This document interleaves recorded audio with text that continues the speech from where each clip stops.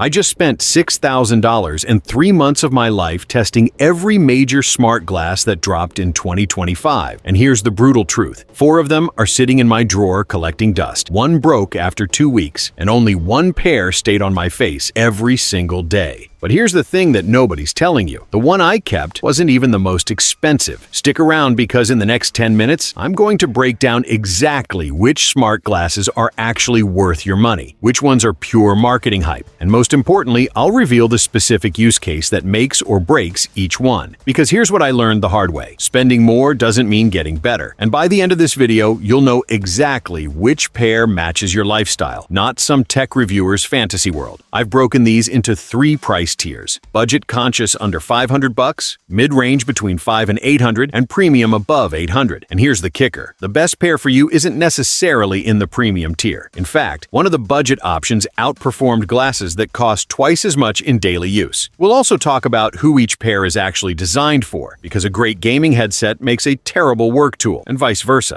Viture Luma Ultra. Let's kick things off with the Viture Luma Ultra at $599. And honestly, this is where things get interesting fast. Viture has been in this game longer than most people realize, and with the Luma Ultra, they're making a serious play for the productivity crowd. Now, I'm going to be straight with you. When I first put these on, I was skeptical. They're not trying to be subtle. They look like sunglasses from a sci-fi movie, but in a weirdly good way. Here's where they shine. That 1200p Sony Micro OLED display is absolutely gorgeous. I'm talking inky blacks that actually look black, not that grayish nonsense you get with cheaper LCD panels. The 52-degree field of view means you're getting a screen that feels like a 130-inch TV floating in front of you. I tested these on a 6-hour flight to Denver, and I got through 4 hours of actual work, spreadsheets, email, video editing, without once pulling out my laptop. The 120 Hz refresh rate means everything is buttery smooth. No motion blur, no judder. But here's what really sold me. The 6 degrees of freedom, tracking with gesture controls. You can literally pin virtual screens in physical space. I set up 3 monitors in a Starbucks, one for email, one for Notion, one for Slack, and worked like I had a full desktop setup. People looked at me like I was insane, but my productivity went through the roof. The Harman-tuned audio is surprisingly solid for open-ear speakers, and the dual IPD adjustment means these actually fit different face shapes without feeling like a medieval torture device. Now for the reality check. These drain battery on the companion device fast. If you're running off your phone, expect maybe 90 minutes of heavy use before you're hunting for a charger. They're also not great in super bright outdoor environments despite the 1,250 nits brightness claim. Direct sunlight still washes things out. And if you're hoping to wear these casually in public without looking like a tech bro, forget it. These scream, "I'm wearing AR glasses." But for productivity nerds, remote workers, and anyone who travels frequently, this is the one to beat. Halliday Smart Glasses. Now let's talk about the complete opposite approach. The Halliday Smart Glasses at $499. If Viture is the show-off, Halliday is the undercover agent. These things are designed to disappear. I wore them to a board meeting. Yes, an actual professional meeting, and not a single person noticed I was wearing smart glasses. They just look like regular black frames or tortoiseshell glasses. That's intentional. The magic is in what Halliday calls the Digi Window, this tiny heads-up display tucked into the corner of your lens. Instead of blasting your entire field of view with information, it's like having a discrete notification system that only you can see. I tested the real-time translation feature at a Spanish restaurant, and it was legitimately useful. Menu items translated on the fly, no fumbling with my phone. The navigation arrows while walking through a new city? Game changer. I looked like a local instead of that tourist staring at Google Maps every 30 seconds. At just 28 grams, these are the lightest on this entire list. I wore them for a full 8-hour workday. Forgot I had them on multiple times. The battery actually lasts 8 to 12 hours, depending on how hard you push them, which is insane compared to everything else we're testing. The control ring that slides onto your finger is oddly intuitive. Swipes and taps feel natural after about 10 minutes of use. But let's address the elephant in the room. You're not watching movies on these. You're not gaming. You're not replacing your monitor. This is a utility tool, a personal assistant in eyewear form. The voice transcription works great for meetings and memos, and that 40+ language translation is legitimately impressive, but the display is tiny. If you want immersive entertainment, look elsewhere. However, if you want something you can actually wear all day, every day without people thinking you're auditioning for a Black Mirror episode, Halliday is the stealthiest, most practical option I tested. Perfect for frequent travelers, people who attend lots of meetings, or anyone who just wants subtle superpowers. RayNeo X3 Pro. Alright, now we're jumping into premium territory with the RayNeo X3 Pro at around $1,250 US. Yeah, I know, that's a chunk of change. But hear me out on this one, because there's a very specific use case where this thing is absolutely unbeatable. Outdoor use. Most AR glasses completely fall apart the second you step into sunlight. The displays wash out, you can't see anything, and suddenly your expensive tech is useless. RayNeo said, "Not on our watch," and built something different. The X3 Pro rocks multi-thousand nit micro LED waveguides. I tested these on a hiking trail in full Colorado sun at noon, probably the most brutal environment for any display, and I could still clearly see the AR overlay. That's unheard of. If you're into outdoor activities, field work, or you just live somewhere sunny and want to actually use your glasses outside, this is the only option that doesn't completely fail. The slam tracking is also legitimately impressive. I placed a virtual sticky note on my garage wall with a reminder, walked away, came back 3 hours later, and it was still there, precisely where I left it. The spatial anchoring actually works. Colors pop, text is sharp, and the waveguide optics keep everything slim without those weird, bulky prisms sticking out the side that make you look like a cyborg. Here's the honesty hour, though. $1,250 is steep, and battery life is only 3 to 4 hours of heavy AR use. That's pretty weak for the price point. The design is modern, but not exactly subtle. You're definitely wearing tech on your face. And unless you genuinely need that outdoor brightness or spatial computing features, you're paying a premium for capabilities you might use once a month. This is for creators shooting outdoor content, field technicians, hardcore AR enthusiasts, or people with very specific professional needs. For everyone else, the price-to-value ratio doesn't quite add up, but if outdoor visibility is your priority, nothing else comes close. Rokid Max 2. Let's bring it back down to earth with the Rokid Max 2 at $469.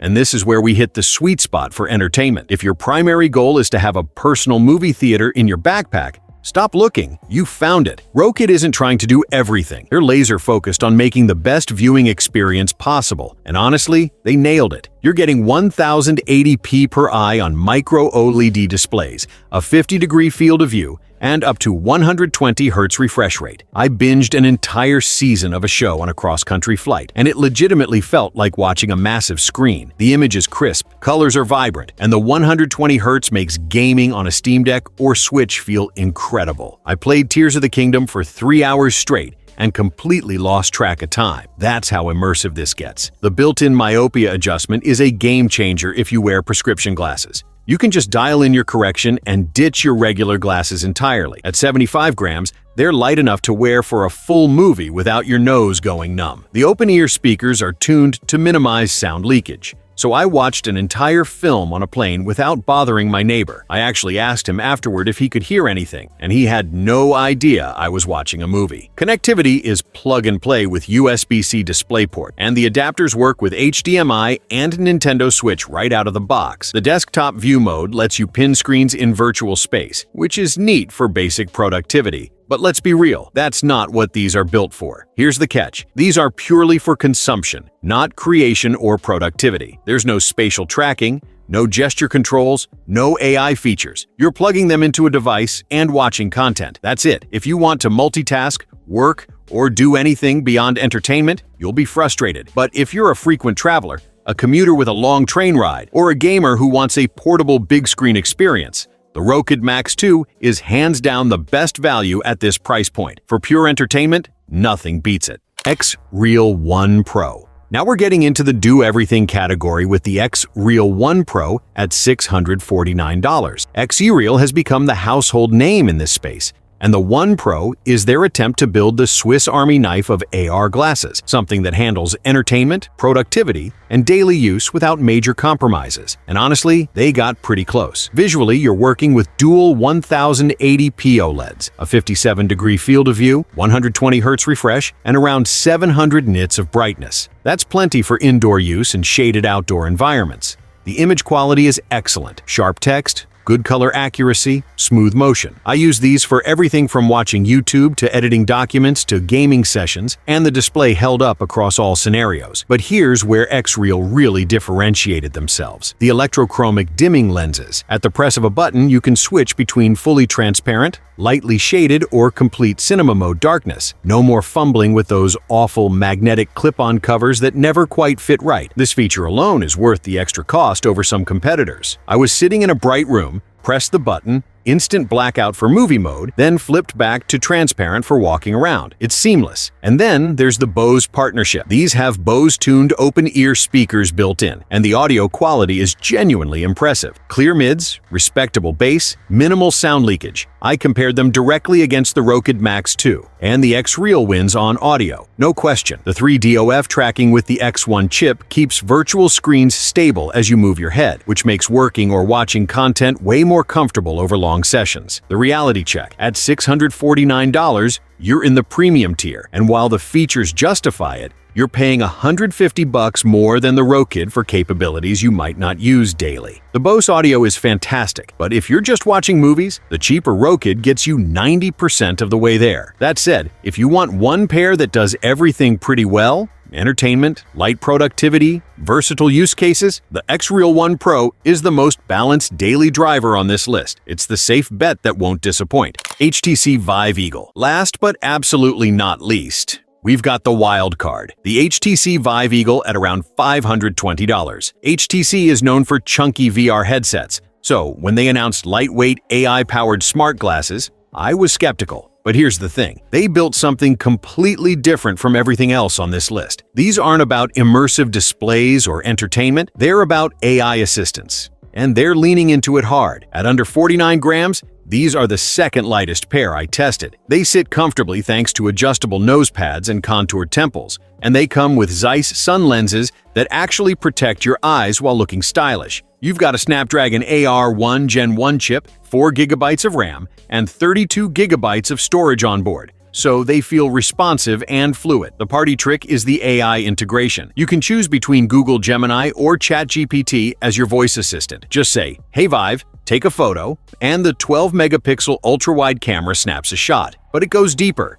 Real-time text translation in 13 languages, voice notes, reminders, restaurant recommendations, navigation, all without touching your phone. I tested the translation feature at an Italian deli, and it worked shockingly well. It's like having a personal assistant living in your glasses. Now for the brutal honesty. These are currently only available for pre-order in Taiwan at 15,600 new Taiwan dollars, roughly $520 US, and there's no confirmed global release date. That's a massive limitation. The AI features are cool, but they're heavily dependent on internet connectivity, and the 12-megapixel camera quality is just okay. Don't expect smartphone-level photos. The display situation is minimal compared to others on this list. So if you're expecting immersive visuals, you'll be disappointed. But if HTC brings these to your market, and you're an early adopter who wants the most advanced AI-powered eyewear available, the Vive Eagle is genuinely innovative. It's betting on a future where smart glasses are less about screens and more about intelligent assistants. I'm watching this one closely. So here's my personal winner. I kept the XREAL One Pro. Why? Because I needed something that could handle my weird mix of work, travel, and entertainment without forcing me to carry multiple pairs. That electrochromic dimming and Bose audio sealed the deal for my lifestyle. But your winner might be completely different, and that's the point. Now here's what I want you to do. Drop a comment right now telling me your primary use case: work, travel, gaming,